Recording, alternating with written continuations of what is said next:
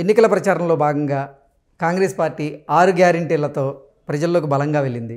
ఇప్పుడు గెలిచాక తెలంగాణ ప్రజలకు 6 గ్యారెంటీలను ఇచ్చేందుకు కాంగ్రెస్ పార్టీ ప్రయత్నం చేస్తుంది. కానీ కొన్ని షరతులు వర్తిస్తాయంటూ కూడా తెలంగాణ ప్రజలకు బిగ్ షాక్ ఇవ్వబోతుంది కాంగ్రెస్ పార్టీ.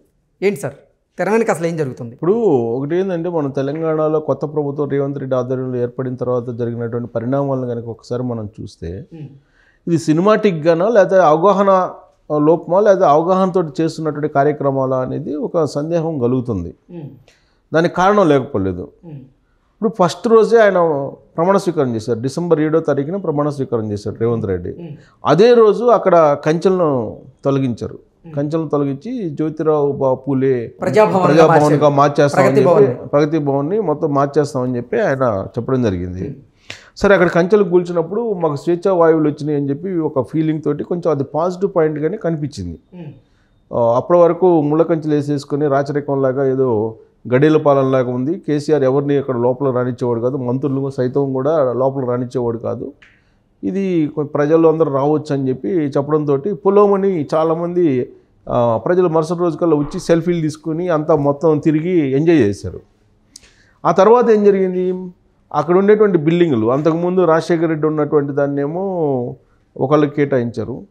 ఆ తర్వాత కేసీఆర్ ఉన్న భవనాన్నేమో డిప్యూటీ సీఎం బట్టి విక్రమార్కి కేటాయిస్తూ ఒకటేమో లైబ్రరీకి ఏదో పెట్టినట్టున్నారు. ఆ భవనాలను అటు పెట్టారు, ఇంకోటేమో ప్రజలు వచ్చి సందర్శించడానికి అట్లా పెట్టారు. సో తొలి రోజు ఏమన్నాడు రేవంత్ రెడ్డి ముఖ్యమంత్రి హోదాలో, మొత్తం ఎవరైనా సరే ఏ సమస్య ఉన్నా సరే మీరు వచ్చేసేయండి, జ్యోతిరావు పూలే ప్రజాభవన్కి వచ్చేసి మీరు ఏ సమస్యనైనా కానీ మీరు అర్జీల రూపంలో ఇచ్చేసేయండి అని చెప్పగానే అనేక మంది వచ్చేసారు అక్కడికి. లా అండ్ ఆర్డర్ సిచ్యువేషన్ వచ్చింది.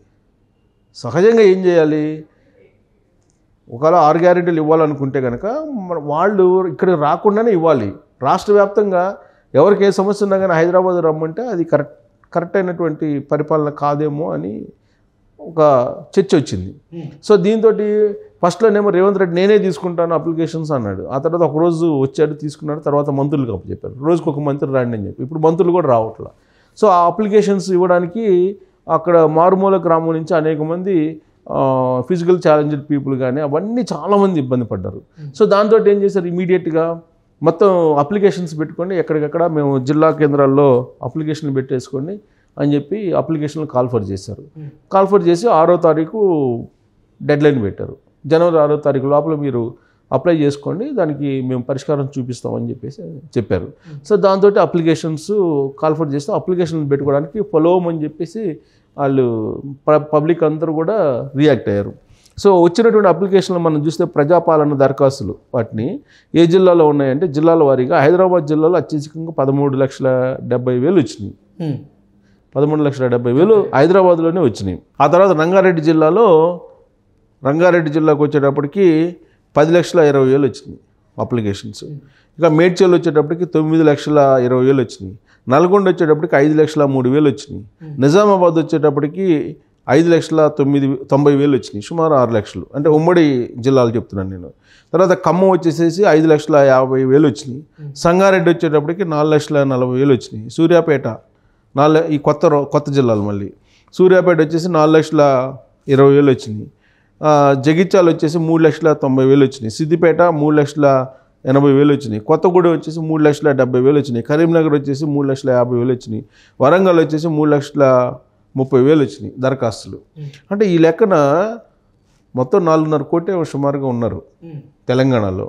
ఈ లెక్కను చూసుకుంటే దాదాపు 2 కోట్లు దాటిపోయే అవకాశం ఉంది. అంటే ఎంతమంది పేదలు ఉన్నారు అనేది అర్థం కావట్లేదు. అంటే ప్రజాపాలనలో దరఖాస్తు చేసుకున్న ప్రతి ఒక్కరికి ఈ 6 గ్యారెంటీలు ఇచ్చే దిశగా తెలంగాణలో కాంగ్రెస్ సర్కారు అడుగులు వేస్తోందా? ఖచ్చితంగా అందరికీ ఇవ్వగలదా అంటే ఏం చెప్తారు సార్? ఇప్పుడు ఈ 6 గ్యారెంటీలు తీసుకోవాలంటే ఖచ్చితంగా కొన్ని నామ్స్ పెట్టడం జరిగింది. వైట్ రేషన్ కార్డు కావాలి. ఇప్పుడు ఈ వైట్ రేషన్ కార్డు కావాలంటే కనుక ఇప్పుడు వీళ్ళందరికీ వైట్ రేషన్ కార్డు ఇప్పుడు దాదాపు 2 కోట్ల దాకా వచ్చినట్టుంది. 2 crores అరౌండ్ 2 crores దాకా వచ్చినట్టుంది. ఈ 2 crores మరి ఇవ్వాలి కదా white ration card. White ration card ఇవ్వకపోతే ఎలిజిబిలిటీ ఉండదు, 6 గ్యారెంటీలకి ఎలిజిబిలిటీ ఉండదు. ఇంక్లూడింగ్ బస్సు కూడా మరి వైట్ రేషన్ కార్డు పెడతారా లేదని తెలియదు. ఇప్పటికైతే వాటిని ఆన్లైన్ చేస్తాము, ఆన్లైన్ చేసి స్క్రూటినీ చేస్తామని చెప్పి చెప్తున్నారు. దీంతోపాటు సార్ అసలు తెల్ల రేషన్ కార్డు ఇవ్వాలంటే ఆర్థిక నమూనా ప్రకారంగా ఇస్తారు. ఆర్థిక స్థితిగతిని బట్టి ఇస్తారు. దీంట్లో అప్లై చేసుకున్న వాళ్ళు మధ్యతరగతి వాళ్ళు ఉన్నారు, ఎగువ మధ్యతరగతి వాళ్ళు ఉన్నారు, దిగువ మధ్యతరగతి వాళ్ళు ఉన్నారు, పేదలు ఉన్నారు. ఈ నేపథ్యంలో అసలు ఎగువ మధ్యతరగతి వాళ్ళకు కూడా ఈ 6 గ్యారెంటీలు, ఈ బియ్యం కార్డు ఇచ్చే అవకాశం ఉందా? ఇప్పుడు దాని నామ్స్ ప్రిపేర్ చేయాలి. నామ్స్ ప్రిపేర్ చేసి దాన్ని బట్టి స్క్రూటినీ చేయాలి. ఎందుకంటే ఈడబ్ల్యూఎస్ రిజర్వేషన్లు నరేంద్ర మోడీ ఇచ్చారు. ఏడాదికి 8 లక్షల ఆదాయం లోపల ఉన్న వాళ్ళందరూ ఎలిజిబుల్ అని చెప్పి ఆయన ఇచ్చాడు. సో ఇప్పుడు వైట్ రేషన్ కార్డు కావాలంటేనేమో దానికి 1,00,000 ఏదో ఉన్నట్టుంది. లోపల ఉండేటువంటి వాళ్ళే నిరుపేదలుగా గుర్తిస్తాము. 1,20,000 కంటే తక్కువ ఆదాయం ఉండేటువంటి వాళ్ళకి మేము ఇస్తామని చెప్పేసి వైట్ రేషన్ కార్డు. ఇప్పుడు ఆ లెక్కన 1,20,000 ఆదాయం తక్కువ ఉన్నటువంటి వాళ్ళు తెలంగాణలో ఎంతమంది ఉంటారు? వేల మంది ఉంటారు తప్పితే లక్షల మంది ఉండరు. ఎందుకంటే తెలంగాణ సంపన్న రాష్ట్రం అని చెప్పి చెబుతున్నారు కదా. ప్లస్ ఏ 1 ఎకరా ఉన్నా కానీ 10 కోట్లు ఉన్నట్టే. సంపన్న రాష్ట్రం. ఇప్పుడు ఇక్కడ భూముల రేట్లు పెరిగినాయి, అందరూ ఆర్థిక సంపన్నులుగా మారిపోయారు. ప్లస్ హైదరాబాద్ రంగారెడ్డి జిల్లాలోనే హైయెస్ట్ అప్లికేషన్స్ వచ్చినాయి విచిత్రంగా. హైదరాబాద్ రంగారెడ్డిలో ఎక్కువ కాస్ట్ ఉంది. సో ఇప్పుడు అసలు దీనికి నామ్స్ ఏంటి? కొత్త రేషన్ కార్డు మళ్ళీ ఇస్తాం అంటున్నారు. కొత్త రేషన్ కార్డు జారీ చేయాలంటే ఏంటి, దానికి నామ్స్ ఏంటి అనేది ముందు ఫ్రేమ్ చేయాలి. ఆ ఫ్రేమ్ చేయకుండానే ఇప్పుడు దరఖాస్తులు కోరారు, దరఖాస్తులు అందరూ ఇచ్చారు. పొలమని ఎందుకు ఇచ్చారంటే ఇప్పుడు సిలిండర్ వచ్చేసి 1,200, 1,300 ఉంది సిలిండరు. 500 రూపాయలకి సిలిండర్ ఇస్తానన్నారు. 700 రూపాయలు తగ్గిద్ది. 700 రూపాయలు తగ్గిద్ది. ఇప్పుడు మధ్యతరగతికైనా కానీ అది ఊరటే. సో మధ్యతరగతికి ఇస్తారా ఇవ్వరా సిలిండర్ అనేది ఒకటి. ఇప్పుడు రేవంత్ రెడ్డి ఎన్నికల సందర్భంగా చెప్పింది అందరికీ 500 ఇస్తానన్నాడు. 500కి సిలిండర్ ఇస్తానన్నాడు. అందరికి ఫ్రీ ఉచిత బస్సు ప్రయాణం అన్నారు. ఇప్పుడు షరతులు వర్తిస్తాయంట. మరి షరతులు పెట్టకపోతే ఇప్పుడు ఈ మొత్తానికి ఇస్తే కనుక రాష్ట్ర బడ్జెట్ సరిపోదు. సో కాబట్టి ఇప్పుడు ఈ అప్లికేషన్స్ వచ్చినటువంటి వాటికి కొన్ని షరతులు పెట్టి మొత్తం స్క్రూటినీ చేసేసి వీటికి కొన్ని కట్టడి చేసేటువంటి ప్రయత్నం చేస్తున్నారు.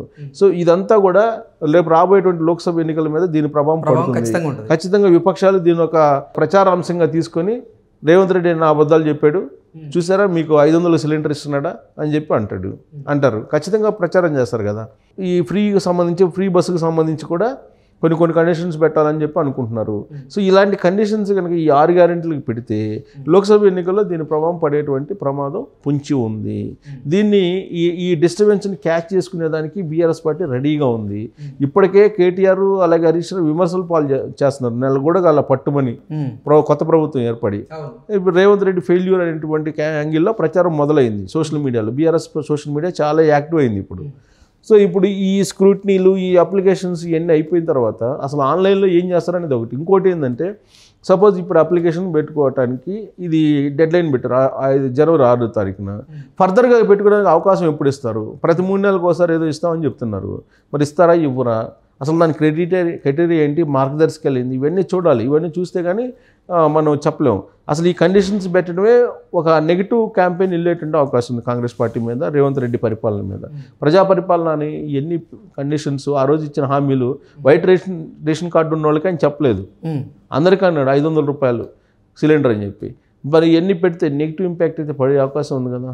సో చూడాలి ఏ విధంగా చేస్తారు అనేది. ఓకే, ఏంటి సార్ నిజంగా తెలంగాణ ప్రభుత్వం ఇప్పుడు కొంతమంది తెలంగాణ ప్రజలకి భిక్షాకి ఇచ్చే అవకాశం కనపడుతుందా? మరి ఇది అప్లికేషన్స్ కనుక కాల్ఫర్ చేశారు కదా, అప్లికేషన్స్ పెట్టుకున్నారు, వీటిలో అందరికీ ఇవ్వరు కదా, ఇచ్చే అవకాశం ఉండదు కదా. సో వాళ్ళందరికీ స్క్రూటినీ చేసేస్తే దీంట్లో సగం మంది కూడా మిగలరు. ఏంది నిరుపేదలే ఎలిజిబుల్ కదా. నిరుపేదలు కాకుండా ఇప్పుడు అందరూ ఎలిజిబుల్ అంటే కుదరదు. ఐటీ రిటర్న్స్ చేసేవాటి ప్రతి వాళ్ళకి ఇప్పుడు ఆధార్ లింక్ ఉంది. ఆధార్ లింక్ పెడితే ఇప్పుడు అప్లికేషన్ కూడా ఫోన్ నెంబర్ ఆధార్ లింక్ ఉంటుంది. లింక్ పెట్టి చూసినప్పుడు నీకు ఐటీ రిటర్న్స్ చేసే ఎలిజిబిలిటీ నీకు ఉన్నప్పుడు నీకు ఫ్రీ బీస్ ఎందుకు? ఉచితాలు అవసరం లేదు కదా, ఉచితాలు ఇవ్వరు. సో కాబట్టి ఇప్పుడు మొత్తానికి ఒక 2 కోట్లు వస్తే ఒక 50 లక్షలు మిగులుతాయి. వీటిలో మ్యాక్సిమం మిగిలితే 50 లక్షలు కూడా ఉండవు. అంత పేదరికంలో ఎవరున్నారు ఇప్పుడు? తెలంగాణలో అంత పేదరికంలో ఎవరు లేరనేది గత ప్రభుత్వం చెప్పింది. ఇప్పుడు ఈ ప్రభుత్వం కాదు కదా, అప్పుడు ప్రభుత్వం అబద్ధం చెప్పిందని చెప్తున్నారు. సో ఇంతమంది అప్లికేషన్స్ పెట్టుకున్నారంటే అంతకుముందు బీఆర్ఎస్ చెప్పినటువంటి సంపన్న రాష్ట్రం అనేది అబద్ధం అనుకోవాలి. 2 కోట్ల మంది పెట్టుకున్నారంటే ఉండేది 4 కోట్ల మంది, 4.5 కోట్ల మంది. ఈ 4.5 కోట్లో 2 కోట్ల మంది అప్లికేషన్ పెట్టుకున్నారంటే 50% దారిద్ర్య రేఖ దిగువ ఉన్నట్టే కదా ఈ అప్లికేషన్స్ అన్ని ఓకే అయితే. అంటే అంతకుముందు ఉన్నటువంటి బీఆర్ఎస్ పార్టీ కేసీఆర్ చెప్పింది నేను పచ్చి అబద్ధం అని చెప్పి అనుకోవాలి.